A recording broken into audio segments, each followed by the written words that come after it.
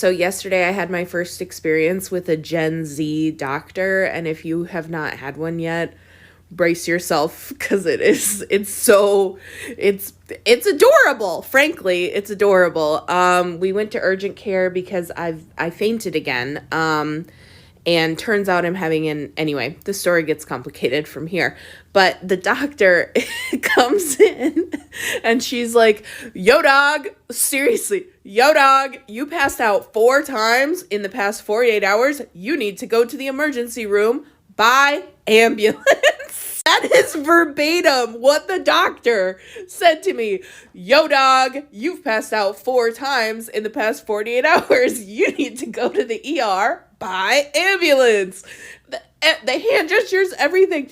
She listened super patiently while my millennial boyfriend and I were like, we can't afford it.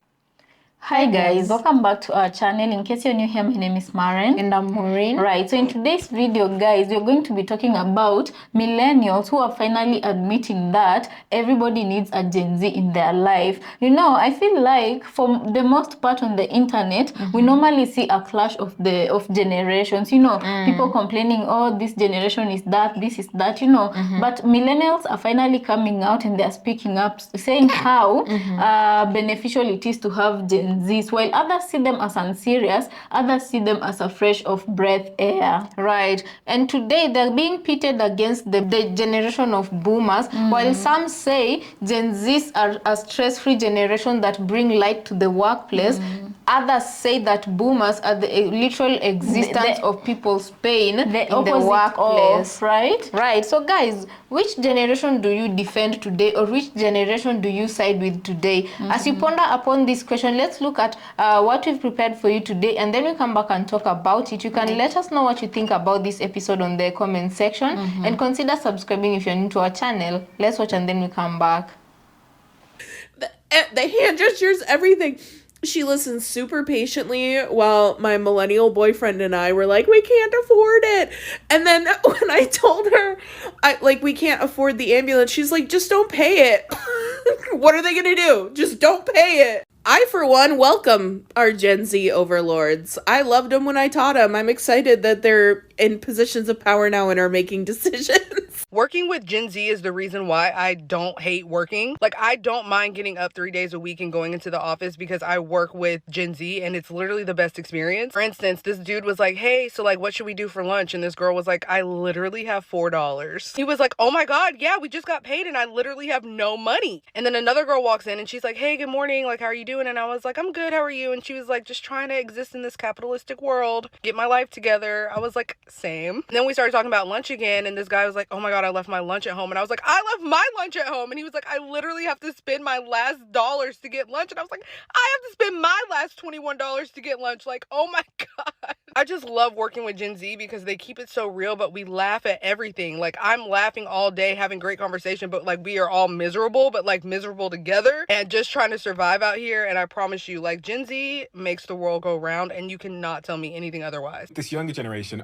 aren't apparently working themselves to death. Some of them have figured out that the country's a scam. And here's the good news.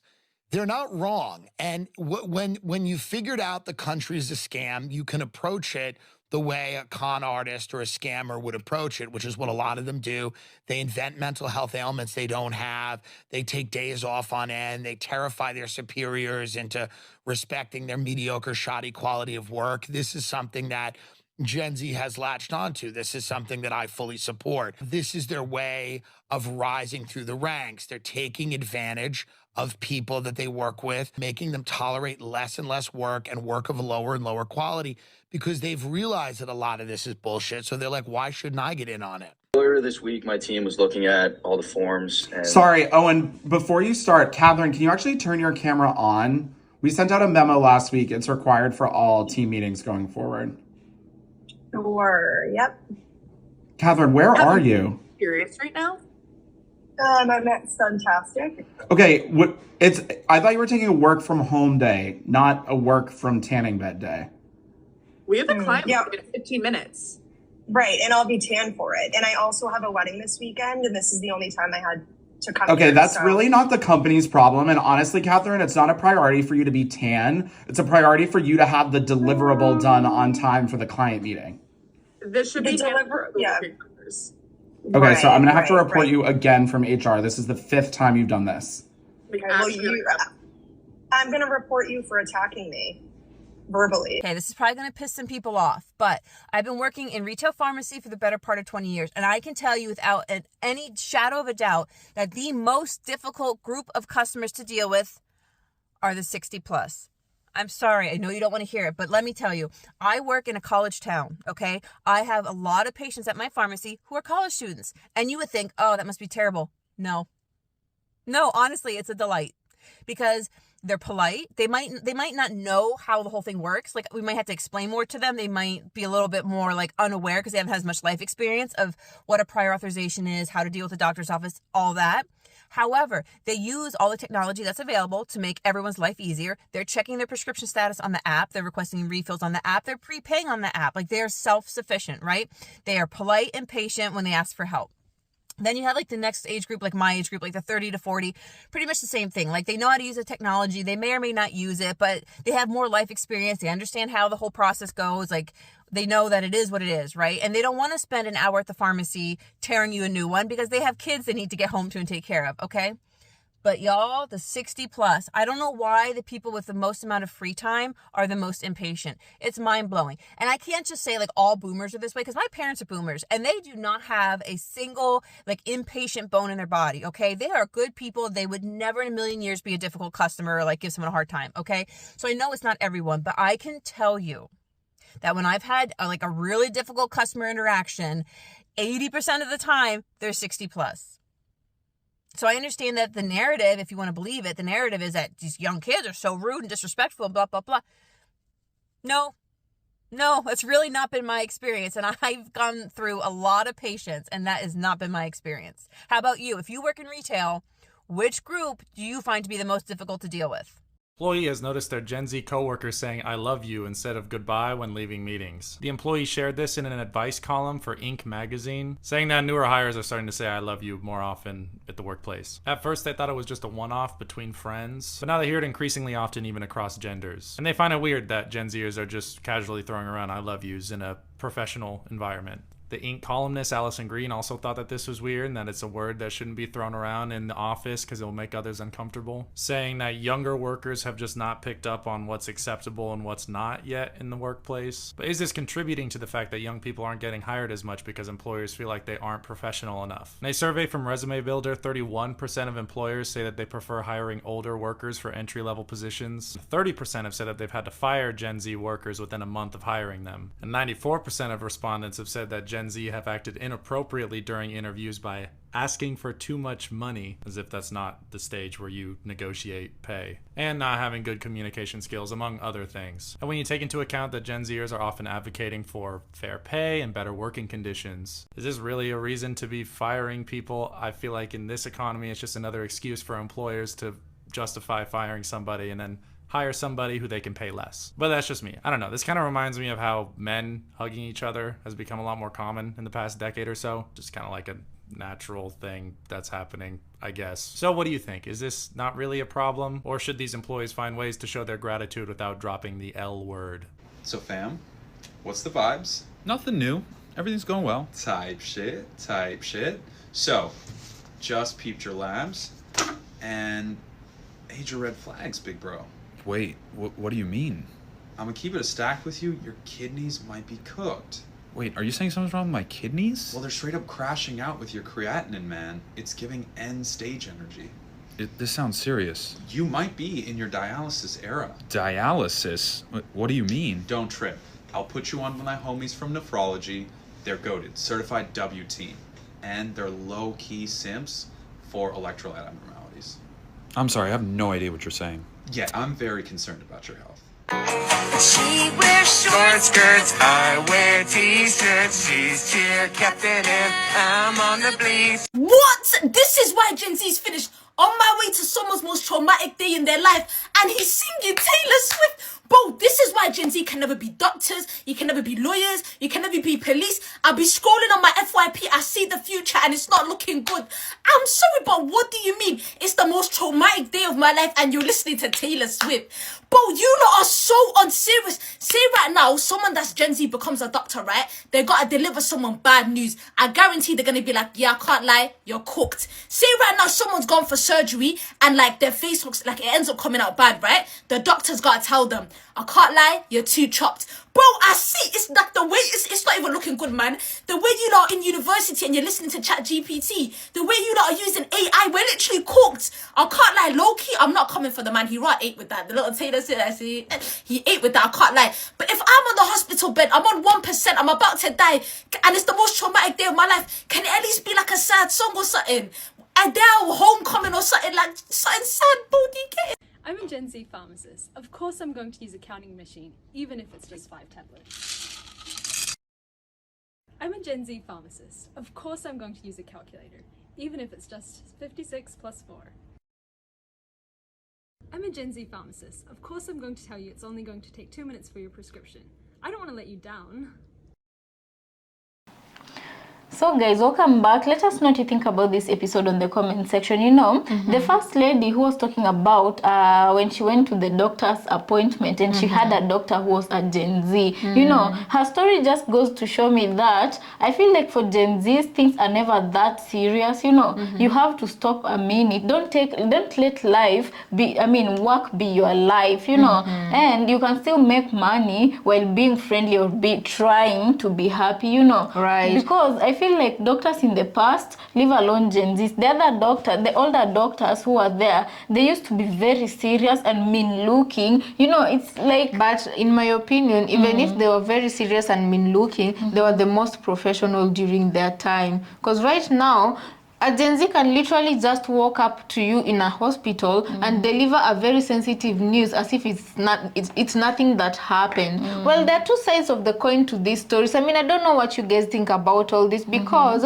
there was also a guy here who was talking about a survey that was done about employees who have employers and employees who have Gen Zs, and the culture that is coming up of Gen Zs. Instead of ending a meeting with goodbye, they end a meeting with I love you. Well, I do love this affection, and it's nice. To be quite honest, a lot of people need hugs. Even I do need hugs sometimes, you know. That, like, there can never be too much love that can go around. It is, you know, you just need love sometimes. But I do feel like you should recognize professional setups, because this Gen Z tells the wrong, not psychopath, but what are they usually called? These people who abuse, bosses who abuse their power. Yes, and they want to come to you advancing, you know, like, you know, sexual advances, you know. This is the literal excuse they will use to come and start harassing you if you're not professional. Because in your side as a Gen Z, I see you what might you're be... saying. Because nowadays it's not only girls who get harassed in workplaces. Even men and boys get harassed in workplaces. And if you don't comply with the person who holds a much higher rank to you, you can even end up getting fired because you didn't accept their advances. And when you ask what did you do to make it look like you are interested in something other than professional relationship, they say it's because you told me you love me. You know? Yeah, I do. Okay, I understand what you're trying to say, and I also feel like it's very important to recognize a professional setup. You know, because I feel like it's different for content creators. I feel like if they can leave a room, you know, you need that personality, that characteristic, that charisma to you. Exactly, that draws people to you for you to be a content creator, especially if you're a brand influencer. You need to have a personality. The Instagram models, type, the TikTok type, you know. So if brands are coming to you, I can imagine in that meeting you're talking about endorse our product, and maybe this Gen Z is happy or excited about this product. They can leave the meeting saying, I love you, bye. Like, I feel like that is understandable for that setup. I feel like it, you know, but it depends. It still depends, but I feel like that is more acceptable, you know. Right, but in corporate world, people need to recognize, because if some of the speakers said that Gen Zs nowadays don't know what is acceptable and what is not acceptable in professional settings. You know, to them the lines have become blurred compared to people who were in their age when they were working like 10, 15 years back. Yeah, I feel like it's just the thing to do with boundary, and that this generation I feel like has been shown too much love, which is not a bad thing. No, too much love is never a bad thing. But the way this I've said it's not a bad the way thing. this generation is, it's not actually their fault. It just speaks loudly of how they have been brought up. Yeah, differently compared to millennials, compared to boomers. You know, there was a generation. Was it Generation X? I feel like there's another one called X. Yeah. Yes, there's Which a one Generation are those? X. I think the older ones. I usually get it wrong. Between boomers and X, I don't know which one comes first. But between those two generations, they were traumatized, you know, because how they used to be raised with a very strict hand, you know, like even hugging was a problem for, you know. And you know, some generations have even accused boomers and Gen Xers of deliberately wanting people to suffer in workplaces, because also them during their time they had to suffer in order to get salary. They had to suffer in order to maintain a job. So suffering in terms of what? Working late hours, sometimes without compensation, you know, so that you can feel like you've earned your salary, you know. And right now they have been accused of wanting some millennials and Gen Zs to suffer the same way, because according to them, they don't understand how a Gen Z can wake up at 10 o'clock, do work maybe like where? Okay, let's use online, because mostly that is how young adults, Americans right now are earning, right? And they wake up at 10 a.m.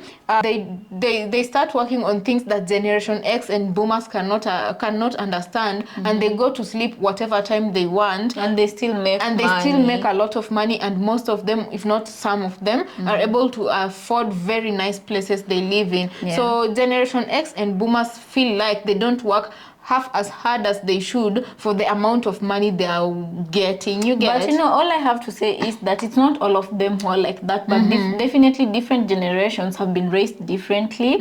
You find that what is working for this generation is not even what is going to be working for the next generation Alpha. You know, things change and things keep on changing. There was a time when career was the best way to go. You go to school, get a job, corporate or whatever, but have a career. That was the best way to go to. And for you during those times, it worked because also the use of internet, it wasn't as intense as it is nowadays. And then after that, you find that you know, when these shifts come and they change, even the economic structure of places change, you know, and how people earn money. Right now, you find that doctors, lawyers, and teachers are not the most earning people in professions, you know, not even pilots, you know. There are influencers out here who live. Anyway, you know, okay, some people say that Instagram influencers are porta parties in Dubai, but I don't believe all of them are porta parties in Dubai. People do have genuine work out here, and this thing of, you know, accusing every Instagram influencer of being a porta party, porta party model. Yeah, that I feel like that is unfair. Do you know what a porta party model is? You can write us on the comment section. If not, and please be respectful if you know what it is, so that the others can write understand. it in a polite manner, in a layman's language. But for those ones who have time, you can also go Google about the same. Yeah, porta party models, Instagram models. Yeah, but overall, I feel like Gen Z, if it's a generation that had to figure out things in a way. Do you know what they normally say about millennials? Like, they were stuck between shifts, because when you look at the people who are complaining that baby boomers going back, they had babies early, and Gen Zs also are having babies when they're young, but millennials, a lot of them are not having kids, and I feel like millennials were stuck in between the transitions of these other generations, you know, because they found both systems when both systems were changing, you know. Yeah, actually, when internet was being introduced, I want to believe a lot of millennials were growing up, so they had to figure out both worlds, whereas Gen Zs grew up in the system of internet. Yeah, as so they found the system of internet. Yeah, so you find a situation where millennials grew up hearing their parents talk about how careers are the best way to go. You need to study and everything. And After the they same grew will- up, when they were growing up now, Gen Z came and they were making money more than millennials. You see the shift. So it's like the shift was just catching. Millennials had to adjust themselves every time to fit in somewhere in order to be able to survive, you know. But anyway, guys, I don't know what you think about this episode. I'd like to hear from you. But overall, other than their unprofessional sides, I do feel like Gen Zs They're a good- they're a very good breed and generation. Moreover, most of them use their brain in a way that you don't expect them to. They just have their own way of making money, let's just say that, and their own way of thinking, which is not conventional to how boomers going backwards thought. And that somebody said it's because of them that workplaces are changing, policies and environments are becoming healthier, you know. Right. So for that reason, I feel like it's a good thing. Everybody has to embrace change when change comes, you know. Yeah, so guys, let us know what you think about this episode, right? And we'll see you on our next episode. Also remember to subscribe if it's your first time here or if you haven't already done so, right? So let's catch you on our next episode.